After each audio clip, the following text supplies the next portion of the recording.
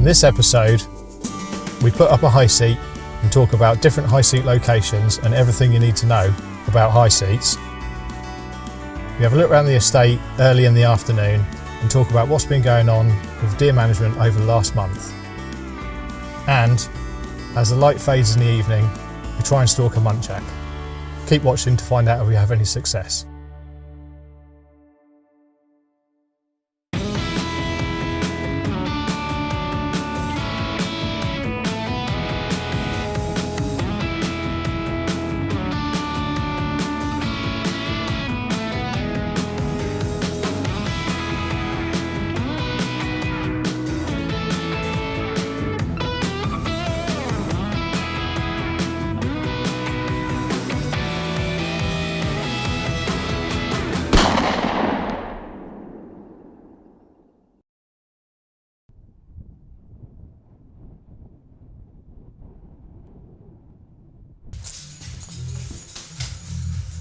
So, September, middle of September, we were supposed to be out today filming some red stag stalking. We're going to go and look for some spikers or some small cull stags.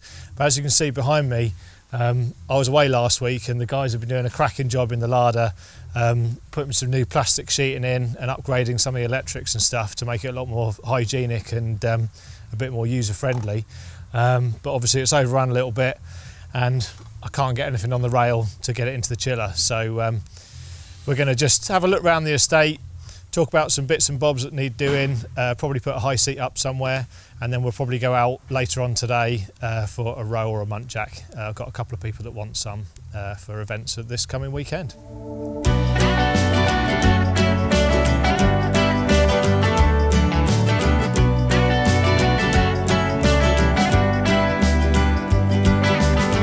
So outside of my work on the estate with the deer management and taking out paying clients is also run our little estate rifle range. This runs as a private range. Some of you guys would have seen little bits of it in some of the videos we've done in the past. So we've got a 100-metre distance with the 8 target boards down there. This part here is roughly 200 metres, and then right down the very bottom is 300 metres. But this whole line pit, which finished working in the 1960s, is used for the estate bird shooting. So they drive the birds from the left over to the right hand side. They're going to start shooting soon in October. So I need to get all this packed away for the winter. So take all the shooting benches out, get rid of the target boards, obviously renew them for next season, take down all the steel targets and pack it all away. So it looks like a relatively empty, nice part of the estate, and then that will all come out again once the bird season finishes and get set back up for the clubs that are coming in from the 1st of February.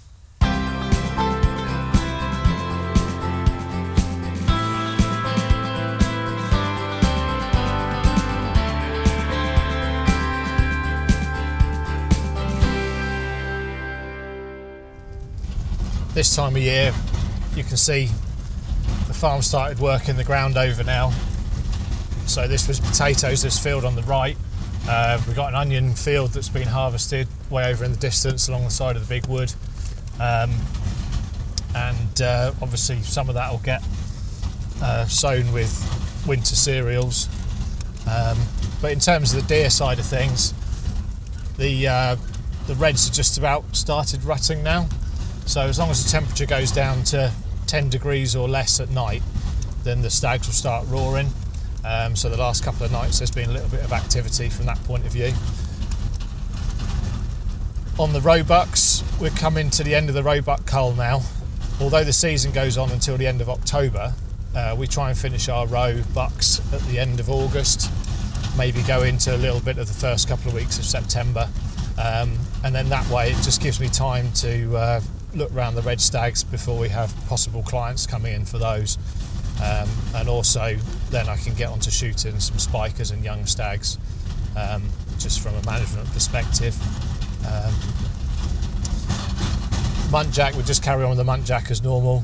If we see them when we're on an outing, then we generally take them, unless we're on an outing for something very specific, and obviously it's more worthwhile to leave that area quiet and let the muntjac go for another time. So in the far distance, the other end of this field, you can see the edge of our big wood. We're actually driving through what was historically a 2,000 acre deer park. So there's quite a lot of old parkland oak trees. All across here, a few hundred years ago, was a sort of open oak grove, and a few single ones that you see are just ones that obviously weren't cut down or whatever when they cleared it for agriculture. So we've got this double high seat on the back, and we're going to just take it out and try and find a good spot on one of these oak trees, or maybe along like at the edge of a tree belt or something. And it's really just an idea to try and get some red deer as they're coming out of the wood onto the fields to feed. So we're just going to ambush them in their feeding spot, basically.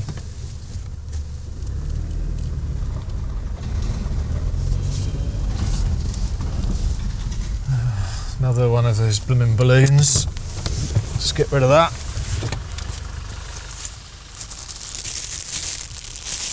There we go. To celebrate your child's first birthday by releasing a helium balloon into the countryside and polluting it. It's lovely, isn't it? If I had a pound for every one of those I've picked up over the years, I wouldn't be doing this filming thing now.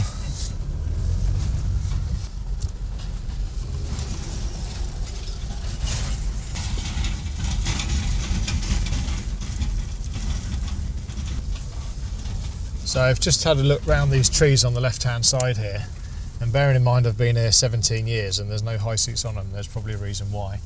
But things have changed a little bit, which I'll explain in a minute. So I think we're going to put this high seat on this ash tree on our left now, and that will give us sort of plenty of space to shoot anything that's coming up from the big wood. And there's a maize cover crop over there where I'd actually like to put the high seat on an oak tree in front of the maize cover crop, but obviously that's not going to go down particularly well with the gamekeeper, and the wouldn't look very good for the guns that are going to have to stand there looking at it. So we'll stick it up here and see what it's like for a couple of weeks, and then I can always move it if I need to.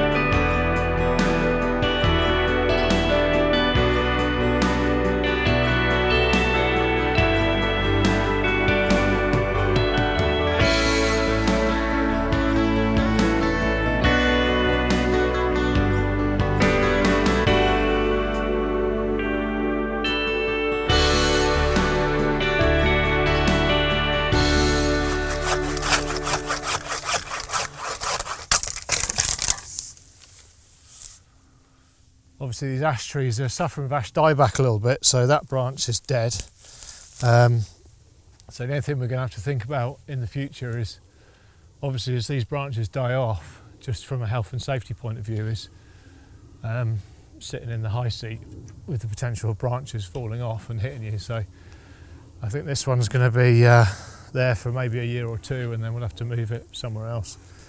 There's some other trees we could put them on, but it's going to need sort of more high up chainsaw work to get them in location.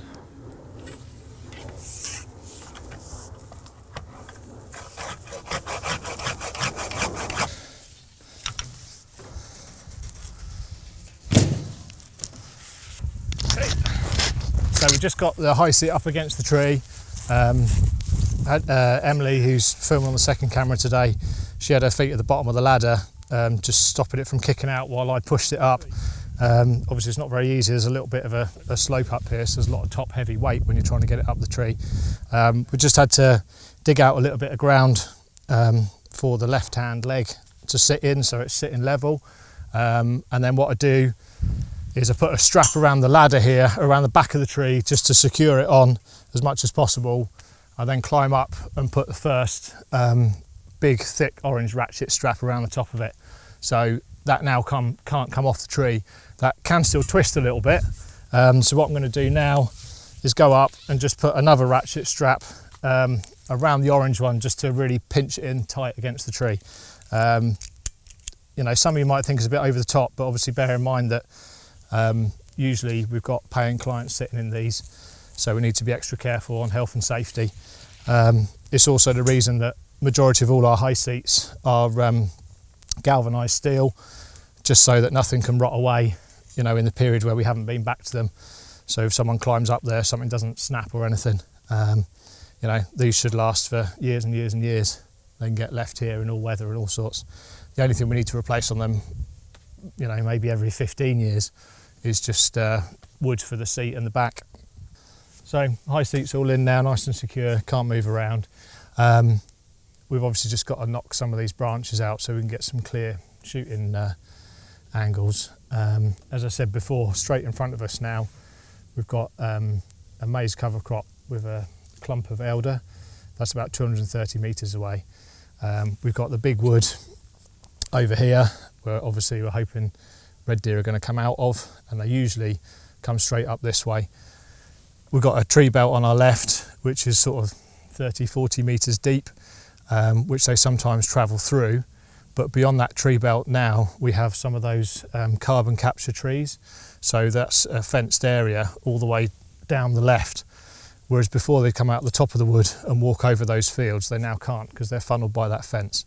So I'm hoping that putting this here will catch a few of them coming out. So yeah, we've got nice visibility to the left. I'm going to leave these branches behind on the left so that if you're the deer walking up looking towards the seat, it's not overly obvious that there's sort of one or two people sat in here.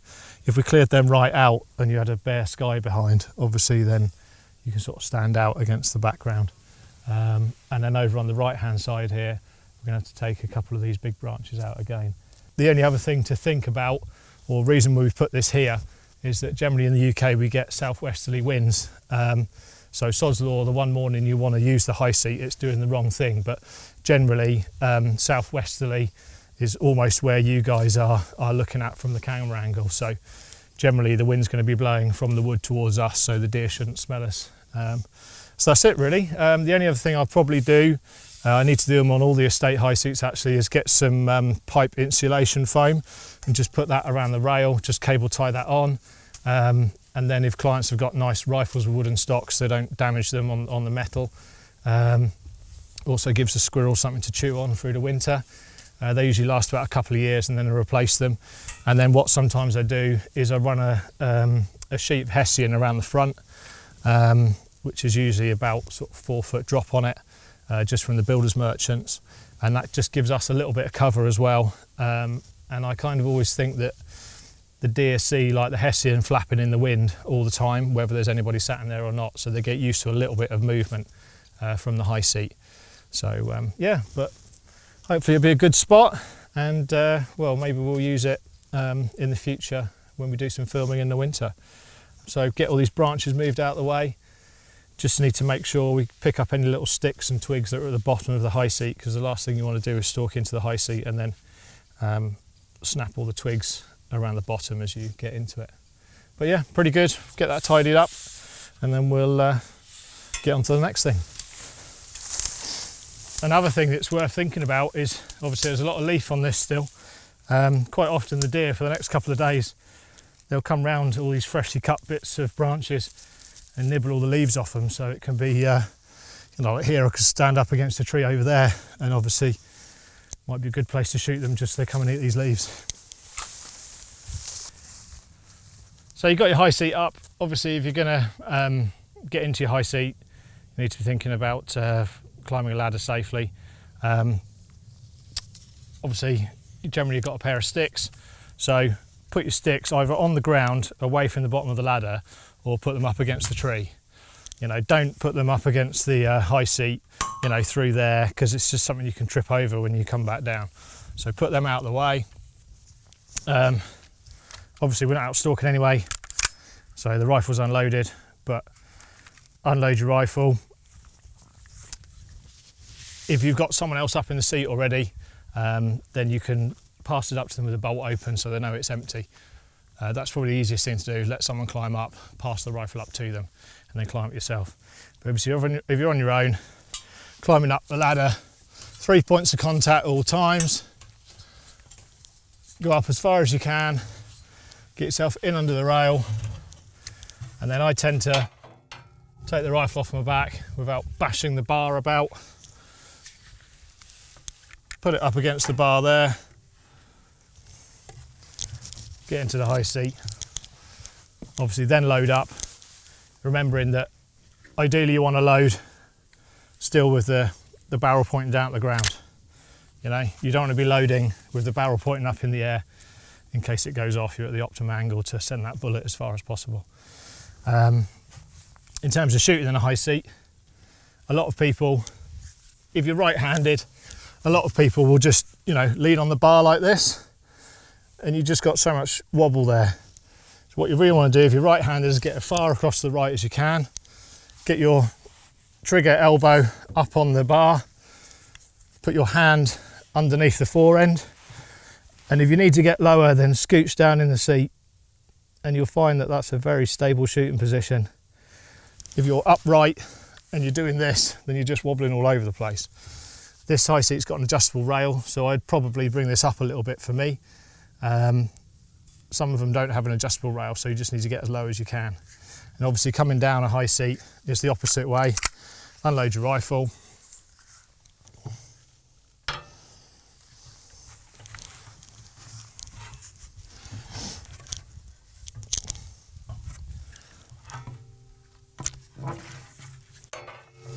Bash the hell out of the high seat as you come.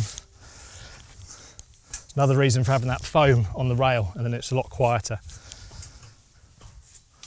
There you go, and away you go. Don't forget the sticks.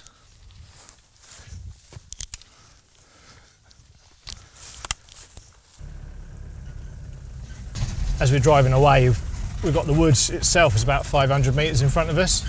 So one of the good things about putting the high seat this far out from the wood and allowing the deer to come right out is that they're not going to be too nervous about coming out on the very edge of the wood and feeding along the edge. You know, we could put one a bit closer, but then the deer are going to be petrified about coming onto the edge of the wood and stepping out. So that should help bring them out the wood a little bit more. So just driving down the edge of the wood now. You see on the left, we've got this nice ride that the estate opened up, I think it was last winter. So that'd be a good place for a high seat on a crossing area for the deer. But you can see there's no sort of obvious trees we can sight one on, so we'd have to put a freestanding high seat up there, or like a high tower or something. So that's one that we'll look at in the future probably. So we've come inside the wood. We've got a high seat in a different location. So the one we've just put up is in an area where the deer are going to come out to feed.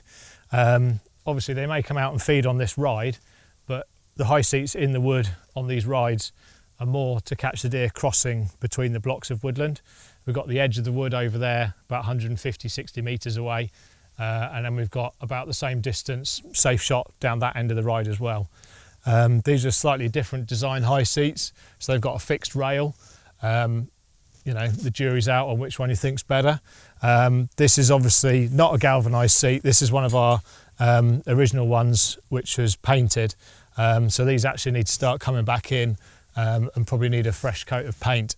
So the thing with these is just every now and again, or once a year, every 6 months, is get up, just check all the joints and the welds and everything, make sure they're still safe. Obviously we've got the double straps up there. You can still see the pipe insulating foam around the rail, and obviously I need to redo the Hessian. So yeah, 2 locations, where the deer are feeding or where the deer are crossing. So we're just driving back to drop the trailer back at home. Over on the left here we've got a little archaeological dig going on in the estate. So it's obviously important when we're out shooting from a safety perspective that we know what's going on, and that people, when people are on the estate, we get told about it. And obviously we don't want to go somewhere, especially with a paying client, and then find that the area is disturbed because there's people working there. So communication is quite important with the wider estate staff.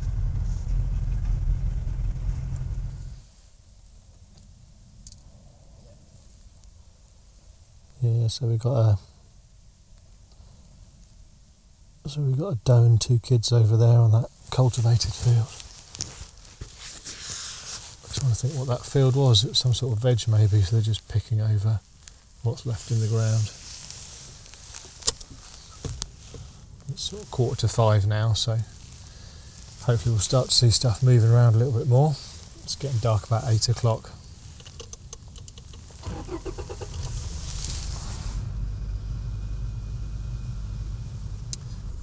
Yeah, just driven around the corner here. There's a little group of 10 or 12 fallow in there, some fallow crickets in amongst them, which is a bit annoying because obviously they're in season now and we try and shoot them when we can, if we see them.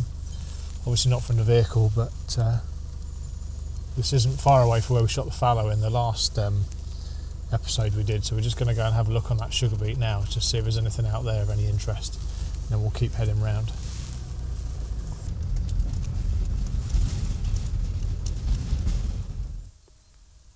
So it's a young, not particularly good 3-point roebuck. You can see he's just starting to get his winter coat coming through, where it's going from sort of chestnut brown to grey.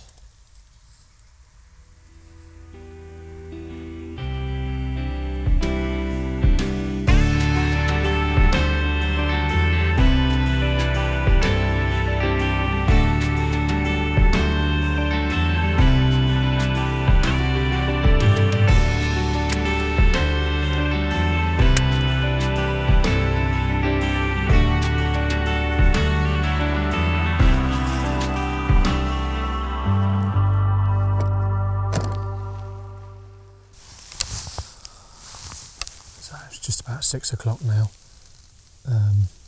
Obviously we had a look around this afternoon after we finished putting that high seat up, hoping to find a sort of coal roebuck to take for this guy that wants one for the weekend, but we haven't found anything out in the fields early on of any great interest, so just parked up inside the wood here. We're going to head down, get right for the wind, come up the fields on the outside. There's a couple of coal roebucks in the fields over that side which we might be able to catch up with, and then if all else fails we can come back down through the big wood, and maybe we'll hear a couple of stags roaring or something. We might be able to get that on camera for you. Anyway, we've got 2.5 hours, so we'll see if we've got any more luck.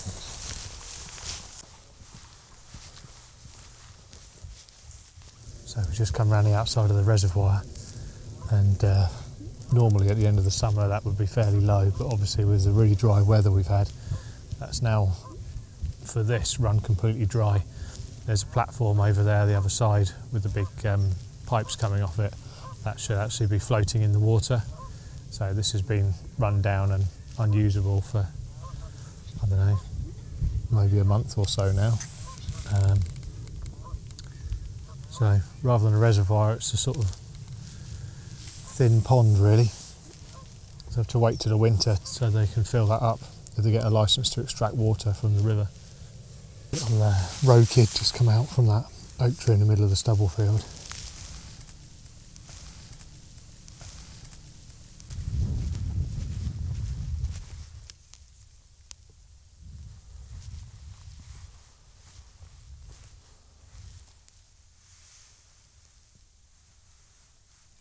There's a muntjac just come out of the wood, several hundred metres up, going on to the next stubble field, so we'll just keep edging up here slowly, see if we can get close enough. Hopefully something else will come out.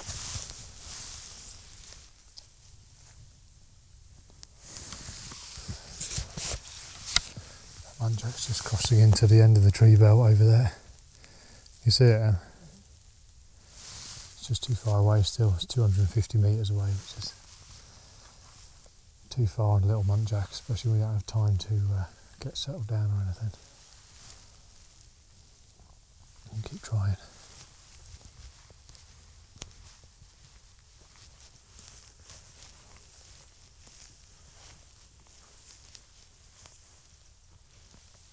Looks like another muntjac round the corner, a few hundred metres in front of us, so we'll just keep edging round the side of the wood.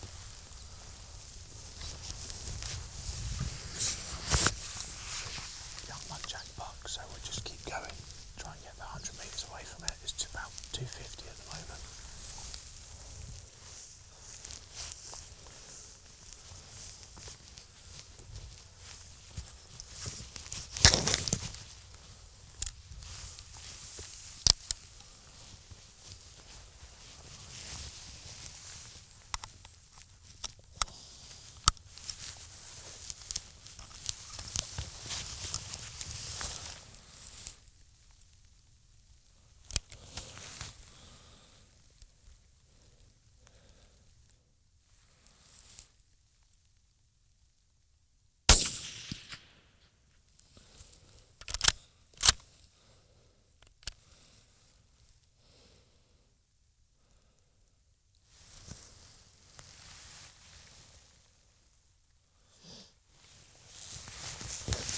Good. It's about 150 away there. I could have shot it off the sticks, but if you can get a safe shot on the bipod, then why not? You know, you're just steadier on the bipod than you are on the sticks. It's not very often we get to shoot on the bipod here, so it's quite nice to do that every now and again. So it's gone straight down. Just give it a minute or two, and then we'll stalk over slowly and have a look.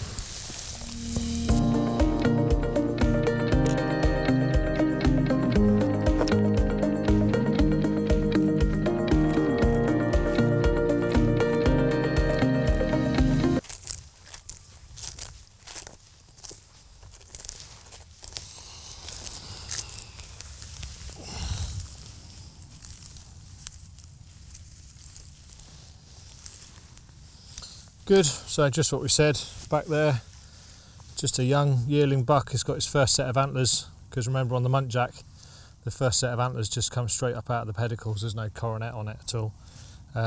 Shot on the front of the shoulder, it's just gone straight down. It's a good result.